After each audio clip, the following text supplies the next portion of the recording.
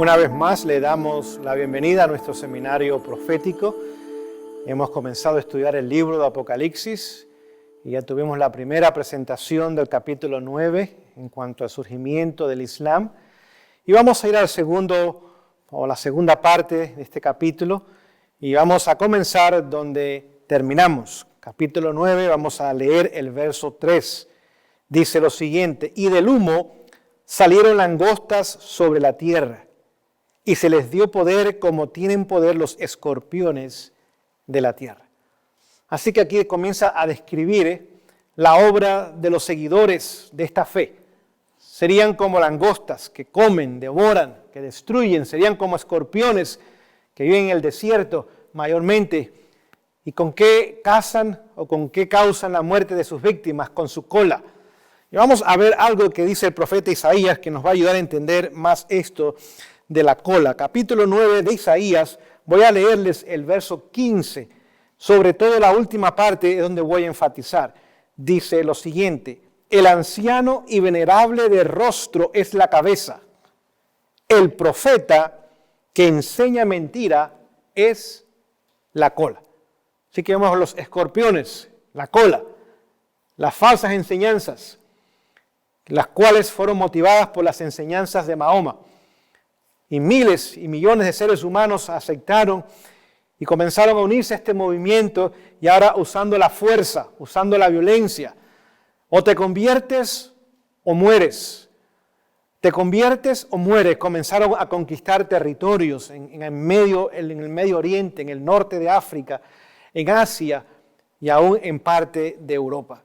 Así que comienza a describir los seguidores y los adherentes de esta fe. Vamos al verso 4 a ver qué más dice. Y se les mandó que no dañasen a la hierba de la tierra, ni a cosa verde alguna, ni a ningún árbol, sino solamente a los hombres que no tuviesen el sello de Dios en sus frentes. Vamos a entender lo que aquí está describiendo la palabra de Dios. Así que estas langostas, que lo que comen es plantas y cosas verdes, a estos escorpiones también, se les mandó que no dañasen a la hierba del campo, ni a cosa verde, ni a ningún árbol. ¿Qué significarán árboles o cosas verdes o la hierba del campo? Vamos a leer algunos pasajes que nos ayude a entender lo que estamos estudiando en esta tarde. Vamos al libro de Salmos. Libro de Salmos, vamos a comenzar a leer en el capítulo 1 y vamos a ver lo que simbolizan árboles. Salmos 1, verso 3.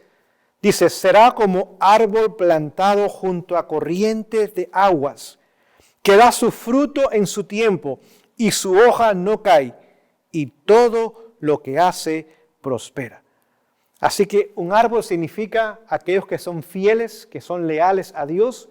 Las cosas verdes, las cosas del campo verdes, simboliza pueblo leal, pueblo que es fiel a Dios. Y se les dijo que no dañasen a aquellos que permanecían fieles a Dios, que tan solo podían hacerles daños a una clase de personas. ¿Y quiénes serían? Vamos a leerlo una vez más. Sino solamente a los hombres que no tuviesen el sello de Dios en sus frentes. ¿Cuál es el sello de Dios? El sello de Dios es su sábado. Así que aquellos cristianos que habían puesto a un lado el sábado y habían adoptado un sábado espurio, falso, Dios permite que estos hombres, que como langostas y como escorpiones, ahora pueden hacerles daño. Pero que aquellos que continuasen observando y obedeciendo la ley de Dios en el cuarto mandamiento, en el sábado santo de Dios, que no les hiciesen daños. Es decir, cuando surge la fe islámica, ahora levanta un cerco de protección en aquellos cristianos que todavía continuaban observando el sábado. Por ejemplo, la iglesia en Etiopía, Abisinia, todavía guardaba el sábado. La iglesia también de Armenia, la iglesia cóptica en Egipto, sobre todo en el sur de Egipto. y otras pequeñas comunidades cristianas que todavía observaban y guardaban el sábado del cuarto mandamiento, el sábado bíblico. Y ahora cuando la fe musulmana surge, ahora levanta una barrera. Ahora la iglesia papal no puede avanzar, al contrario, pierde territorio. Y esta barrera ahora protege a los cristianos que estaban detrás de ella para que no viniesen bajo el control y el dominio del papado y que pudiesen continuar, si así deseaban, observando el sábado bíblico, el sábado del cuarto mandamiento. Continuemos la lectura. Verso 5. Y les fue dado no que los matasen, sino que los atormentasen 5 meses. Y su tormento era como tormento de escorpión cuando hiere al hombre. 5 meses son 150 días. En la profecía, un día equivale a un año. Ezequiel 4:6, claramente así lo enseña. Así que ahora vemos que por 150 años las tropas musulmanas trataron de conquistar el imperio romano oriental, lo que era Constantinopla, era la capital del imperio. Y lo estuvieron atormentando con ataques continuamente y con invasiones y destruyendo y quemando y robando y matando.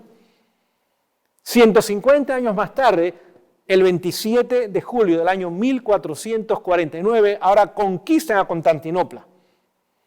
Ahora tienen el control de esa ciudad y ahora fundan lo que es, o se conoce en la historia, como el Imperio Otomano o el Imperio Turco, como la Biblia dice que tomaría lugar.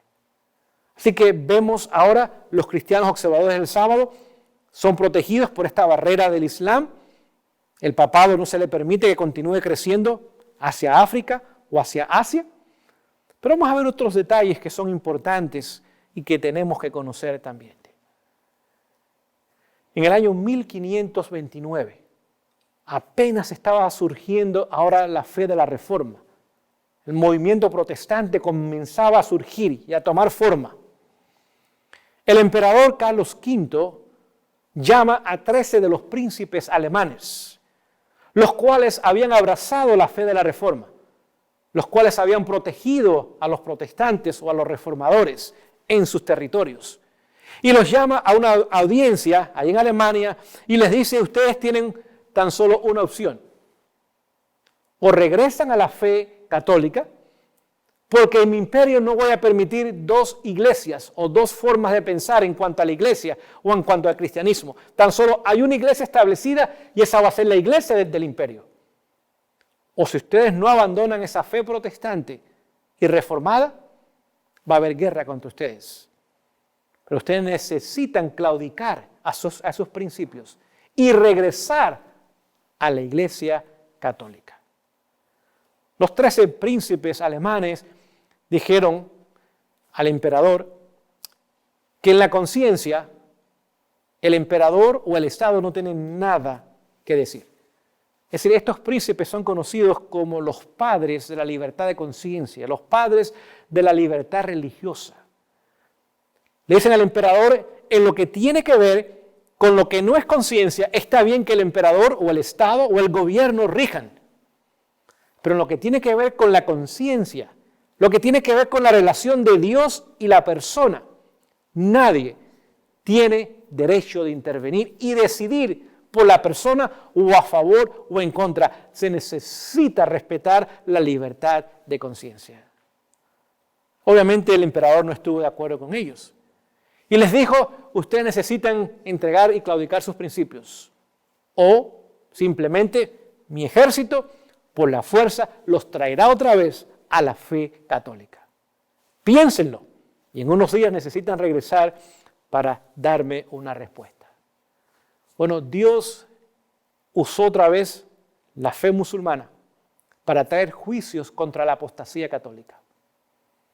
¿Y qué pasó entonces? El sultán, allá en lo que hoy día es Estambul, envía un ejército al corazón de Europa, a Viena. Y cuando atravesaron por Hungría y por Rumanía, más de 200.000 personas fueron masacradas para simplemente demostrar su poder militar y su fuerza militar. Y decirles al emperador y a Europa, nosotros les vamos a conquistar, o a las buenas o a las malas, o se rinden o por la fuerza vamos a obtener nosotros la victoria. Cuando el emperador escuchó esas noticias, obviamente puso temor en su corazón. Es más, estas fuerzas musulmanas llegaron hasta el corazón de Europa, a Viena, y sitiaron la ciudad de Viena, con el único objetivo de conquistarla. Aún hoy día, si usted va a la ciudad de Viena, hay una meca que se llama la Meca Azul. Hoy día no es una meca, es un museo realmente, pero usted lo puede visitar y está allí, que fue establecido por estas fuerzas que llegaron hasta Viena. El emperador se da cuenta que su imperio está en peligro, que su trono está en peligro y que su vida está en peligro. Así que ahora une las fuerzas y se da cuenta que hay un grupo de ellos que son los reformadores, estos príncipes alemanes, y les pide su ayuda. Y le dice, mire, ustedes están dispuestos a ayudarme, aunque estamos en desacuerdo en cuanto a la religión, están dispuestos a ayudarme contra estos infieles que han llegado al corazón de Viena y nos quieren destruir, nos quieren matar, y quieren destruir el imperio, y quieren destruir nuestras familias. El emperador se dio cuenta que podía vivir con los reformadores, aunque hubiera diferencias de religión.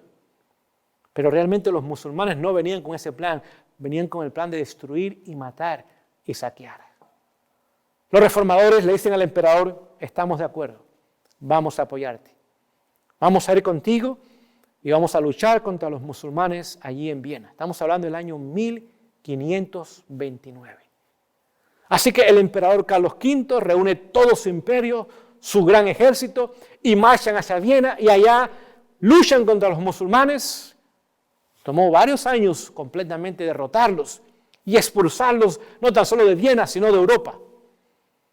Pero cuando el emperador regresa, ahora victorioso, habiendo derrotado a sus enemigos, los musulmanes, la mitad de Europa, en 5 años ya, había abrazado la fe protestante.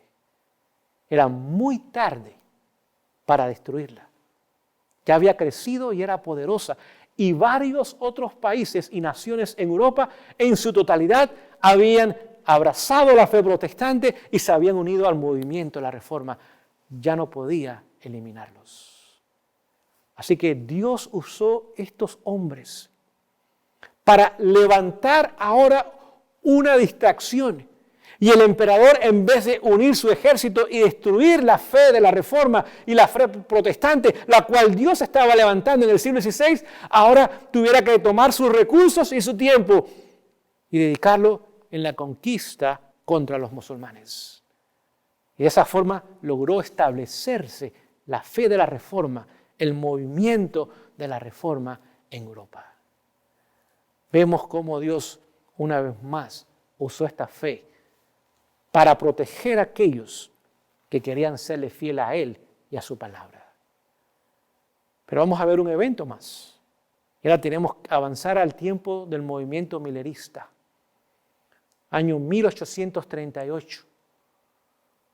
Josiah Leach publica un artículo en un diario, en un periódico en Filadelfia, el cual predijo 2 años y medio antes la caída del Imperio Otomano, el 11 de agosto del año 1840. Aunque la inmensa mayoría que leyó el artículo simplemente lo descartó como una idea descabellada, cuando el evento tomó lugar, el mundo entero, en esa parte del mundo, se dio cuenta que este movimiento conocía su Biblia y podía interpretar correctamente las profecías.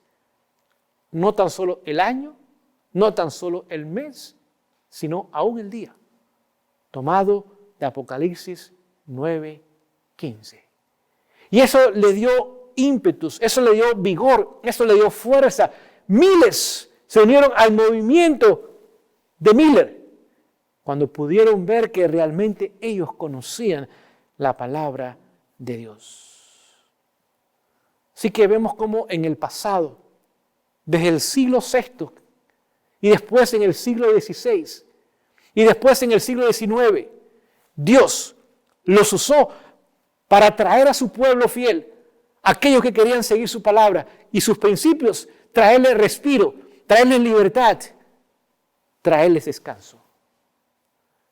Es más, cuando en el año 1798 se le da la herida mortal al papado, cuando Berthier lleva al Papa Pío VI al destierro allá en Francia. 1 año y medio más tarde muere allí. Y el poder civil ahora se desconecta del poder religioso. Es la caída mortal que tuvo. Ahora vemos ¿qué sucede entonces 42 años más tarde? También ahora cae el mundo otomano o la fe otomana o el imperio otomano o el imperio turco. Ya no hacía falta ahora juicios divinos para castigar la apostasía que se había levantado dentro de la iglesia. Pero hoy día tenemos que ir a nuestros días. Y hoy día vemos que el Islam está activo, muy activo. El mundo entero les teme. El mundo entero conoce de ellos. El mundo entero se estremece delante de ellos. Y quizás comenzamos a preguntarnos, bueno, ¿por qué? La razón es obvia. A medida que el papado comienza a regresar otra vez a su poder y a su prominencia que tuvo durante la Edad Media.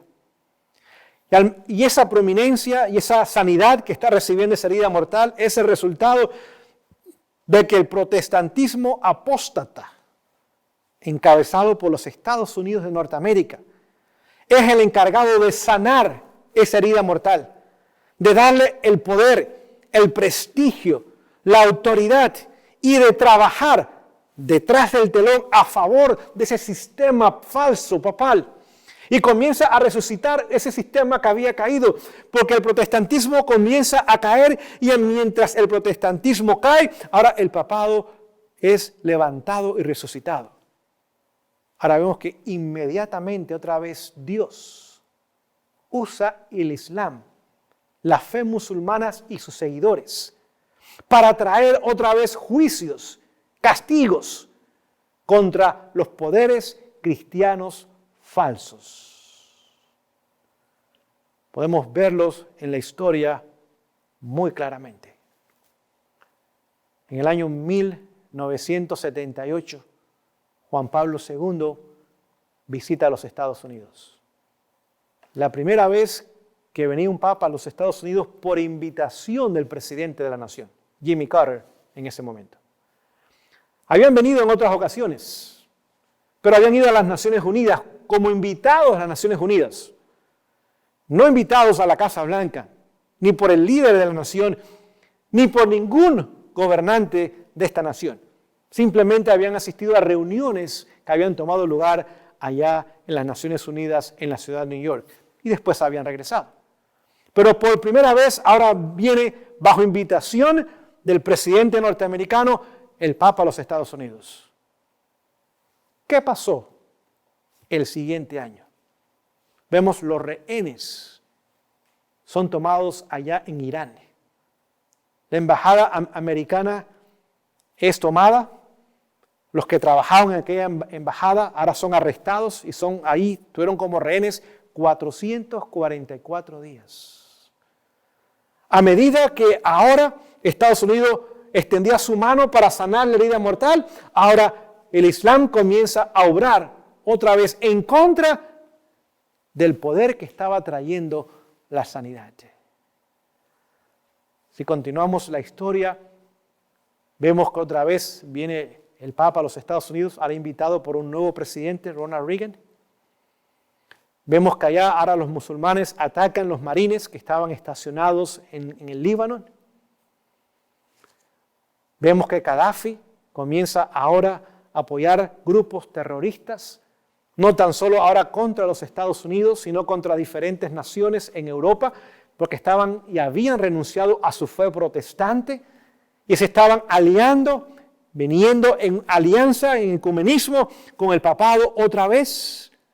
Y ahora estas fuerzas comienzan a levantarse y comienzan ahora a traer disciplina, a traer juicio, a traer castigos contra estos sistemas que lamentablemente se están alejando de los principios sobre los cuales fueron establecidos. Vemos que más tarde, ahora hay otro presidente, el presidente Bush, padre. ¿Qué sucede? La guerra de Kuwait. Irak invade a Kuwait y ahora vemos que Estados Unidos se une junto con otras naciones para sacarlo de Kuwait.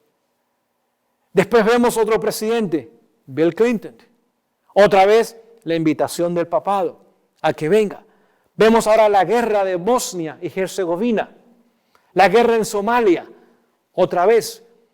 Es decir, que ahora los Estados Unidos comienzan a hacer guerra contra los países musulmanes bajo el pretexto de terrorismo, pero realmente lo que quieren es traerlo bajo el control y el mando que puedan responder a los intereses del sistema papal, pero usando la fuerza, la influencia y el dinero y la prosperidad de esta nación.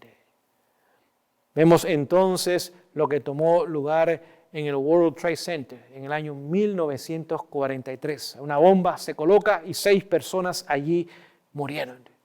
Agosto 7 del año 1998, las embajadas americanas en Kenia y en Tanzania son atacadas y más de 200 personas ahora mueren. Vemos el conflicto constante ahora entre los Estados Unidos, protestantismo apóstata, y el Islam. Y cómo estas fuerzas quieren ahora castigar a este sistema apóstata, mientras que este sistema apóstata quiere dominarlos y controlarlos y traerlos otra vez bajo el control del papado. El evento más alarmante, obviamente, tomó lugar el septiembre 11 del año 2001, cuando las Torres Gemelas y el Pentágono fueron atacados, otra vez bajo las fuerzas del Islam. Más de casi 3.000 personas murieron en esa ocasión. Ahora, ¿qué sucede? Estados Unidos otra vez regresa o invade otra vez a Irak. La segunda guerra del Golfo Pérsico. Y después entra a Afganistán. Otra vez trayendo el control o tratando de traer el control sobre esas naciones islámicas. Al mismo tiempo que se levanta el famoso Al-Qaeda y el famoso ISIS, donde ahora comienzan a tratar de tomar control de los territorios.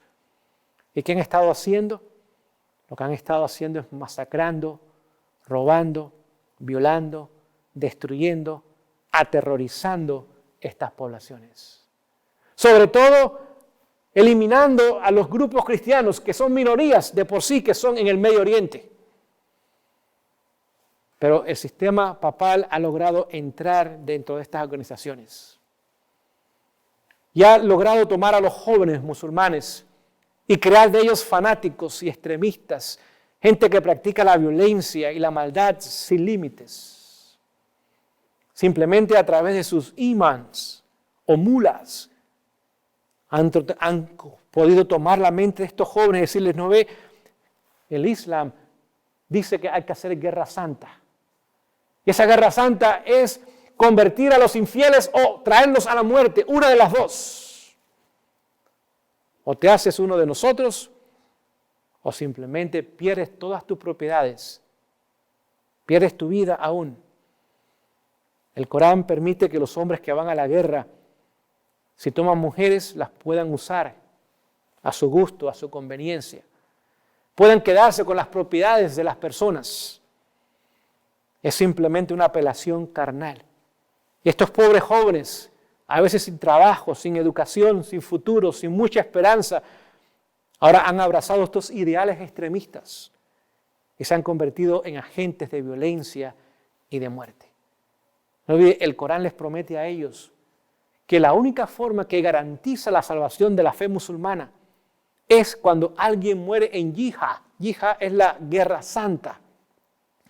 Que el momento que ese hombre muere luchando por Alá y por los ideales de la fe musulmana, inmediatamente va al cielo. Y que allí le esperan